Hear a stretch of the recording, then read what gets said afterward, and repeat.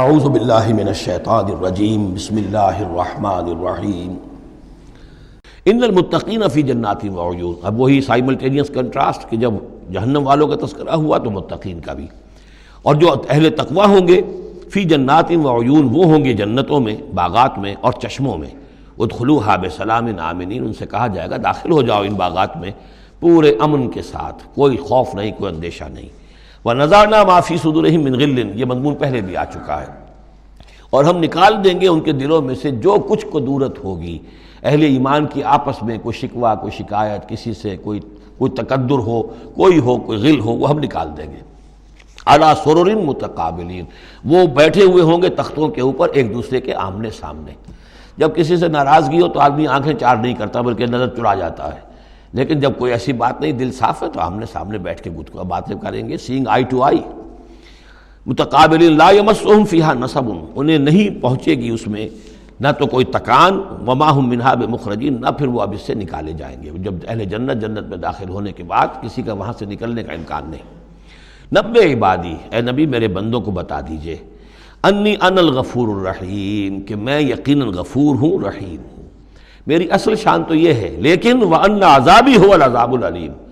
میری ایک دوسری شان بھی ہے، اور وہ یہ ہے کہ میرا عذاب تو وہ بھی بہت دردناک عذاب ہے۔ لہذا کوئی آدمی جو ہے وہ نڈر نہ ہو جائے، نچنت نہ ہو جائے، وہ میری مغفرت کی امید بھی رکھے، میری رحمت سے آس بھی لگائے رکھے، لیکن یہ کہ میرے عذاب سے ڈرتا بھی رہے۔ بین الخوف والرجاء، یہ کیفیت رہنی چاہیے۔ وَنَبِّئْهُمْ عَنْ ضَيْفِ ابراہیم، اور ذرا ان کو بتا دیجئے حالات ابراہیم کے جو مہمان آئے تھے ان کے بارے میں، وہی جو پہلے ہم پڑھ چکے ہیں سورہ ہود میں۔ اِذْ دَخَلُوا عَلَيْهِ فَقَالُوا سَلَامًا، جب وہ داخل ہوئے حضرت ابراہیم کے ہاں مکان پہ آئے، انہوں نے کہا سلام۔ قَالَ إِنَّا مِنْكُمْ وَجِلُونَ، تو حضرت ابراہیم نے کہا کہ ہمیں تو تم سے کچھ خوف آ رہا ہے، آپ لوگ کون ہیں، ذرا اپنی آئیڈینٹی بتائیے۔ قَالُوا لَا تَوْجَلْ إِنَّا نُبَشِّرُكَ بِغُلَامٍ عَلِيمٍ، انہوں نے کہا کہ نہیں ڈریے نہیں، ہم تو آپ کو ایک بڑے صاحب علم بیٹے کی بشارت دینے آئے ہیں۔ قَالَ بَشَّرْتُمُونِي عَلَىٰ أَن مَّسَّنِيَ الْكِبَرُ فَبِمَ تُبَشِّرُونَ، تو حضرت ابراہیم نے فرمایا کہ یہ کیا بشارت آپ مجھے دے رہے ہیں، اس کے باوجود، علی یہاں علی الرغم کے معنی میں، اس کے باوجود کہ مجھ پر بڑھاپا طاری ہو چکا ہے، تو ذرا سوچ سمجھ کے بشارت دیجیے، کوئی غلطی تو نہیں لگی ہے آپ کو۔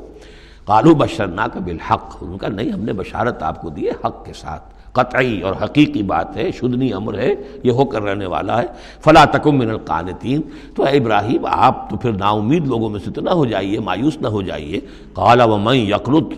یقنط من رحمت ربہ الا الضالون، تو حضرت ابراہیم نے کہا کہ ہاں یہ بات تو آپ صحیح کہہ رہے ہیں، اللہ تعالیٰ کی رحمت سے مایوس تو صرف وہی ہو سکتے ہیں جو گمراہ ہوں۔ اللہ کی قدرت، اللہ کی رحمت، عین بڑھاپے میں اللہ مجھے اولاد دے دے، 87 برس کی عمر میں بیٹا دے دے، جیسے اس نے حضرت یحییٰ کی والدہ کو جو کہ بالکل بانجھ رہی ساری عمر، اور حضرت زکریا جو ہیں بہت بوڑھے ہو چکے تھے، اسی طریقے سے معاملہ یہاں بھی ہوا ہے۔ قال فما خطبکم ایھا المرسلون، اب انہوں نے پوچھا کہ اے فرشتادو، اے جو بھیجے گئے ہو، ایلچی ہو، تمہارا کیا معاملہ ہے، یعنی کس قدر جا رہے ہو، کیا قصد ہے، کیا ارادہ ہے۔ قالوا انا ارسلنا الی قوم مجرمین، انہوں نے کہا کہ ہمیں بھیجا گیا ہے ایک مجرم قوم کی طرف، الا آل لوط، سوائے آل لوط،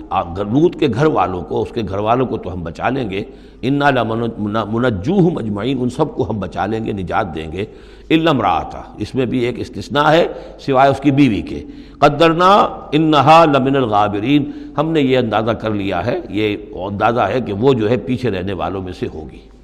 فلما جاء آل لوط المرسلون، تو جب یہ لوط کے گھر پہنچے یہ فرشتادے بھیجے ہوئے اللہ کی طرف سے ایلچی جو آئے تھے، قال انکم قوم منکرون، وہی بات حضرت لوط نے فرمائی کہ آپ لوگ کچھ اجنبی سے لوگ ہیں، میں آپ کو جانتا نہیں، آپ کون لوگ ہیں، کہاں سے تشریف لائے ہیں۔ قالوا بل جئناک بما كانوا فیہ یمترون، انہوں نے کہا نہیں بلکہ ہم تو وہ شے لے کر آئے ہیں آپ کے پاس جس کے بارے میں یہاں کے رہنے والوں کو شک تھا۔ آپ جب کہتے تھے کہ اگر تم باز نہیں آؤ گے، ان خبیث فعل کو نہیں ترک کرو گے، شرک سے باز نہیں آؤ گے، تو تم پر اللہ کا عذاب آئے گا، یہ اس میں شک کرتے تھے، مذاق اڑاتے تھے، اب وہ شے ہم لے کر آئے ہیں۔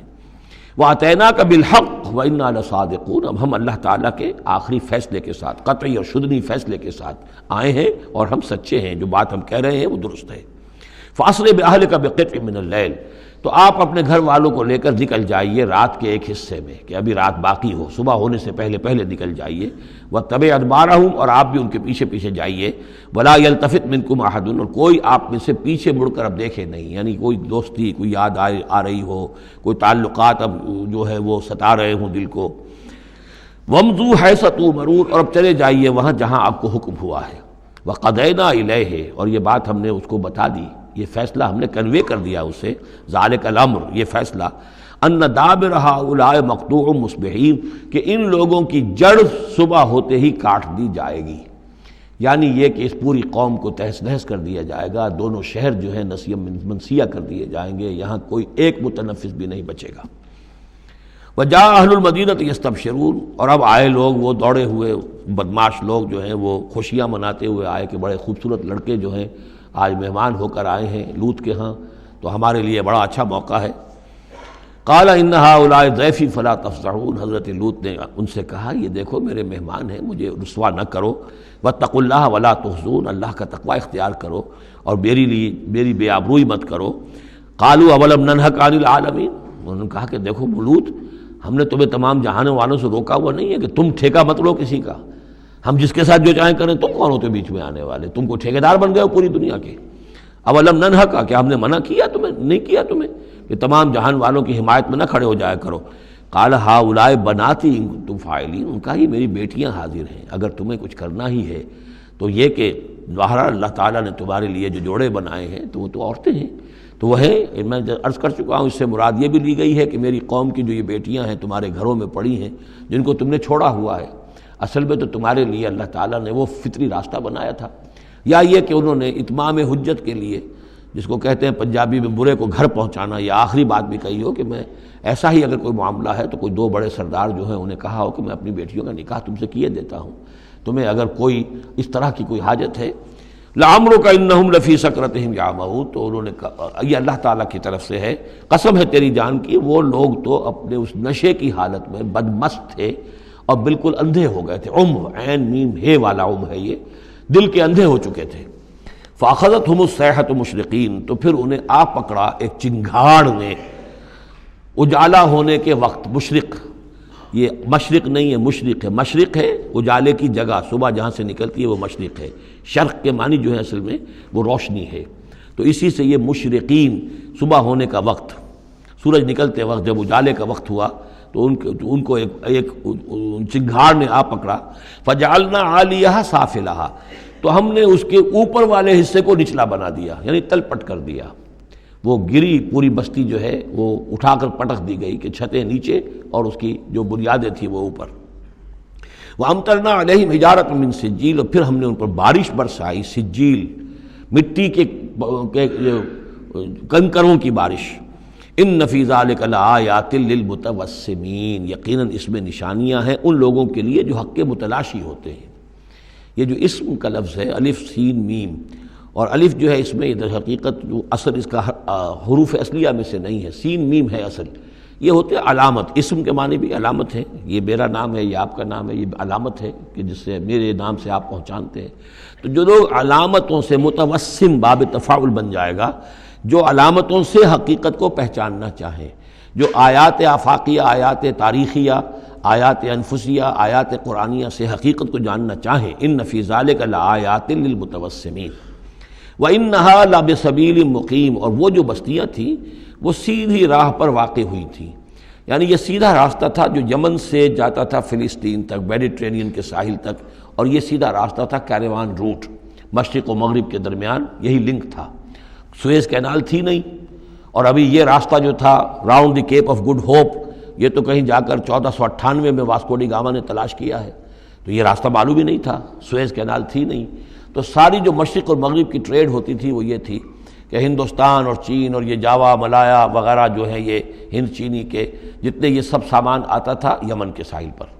یورپ کے سارے ممالک کا سامان آ جاتا تھا شام کے ساحل پر، فلسطین کے ساحل پر، اب ان دو کے درمیان یہ قافلے چلتے تھے، یہ کیروانز تھے کہ جو ان جہاں سے لے کر سامان ادھر، ادھر کا سامان ادھر، تو یہ راستہ ہے امام مقیم، سبیل مقیم اس کو کہا گیا، سیدھا راستہ، سیدھی شاہراہ، اسی پر یہ اصحاب ہجر کے بھی مسکن تھے، اسی پر پھر یہ اصحاب مدین کے بھی تھے، اور یہ بستیاں بھی اسی راستے پر واقع ہوئی تھیں۔ ان فی ذلک لآیۃ للمؤمنین، یقیناً اس میں نشانی ہے اہل ایمان کے لیے۔ صدق اللہ العظیم۔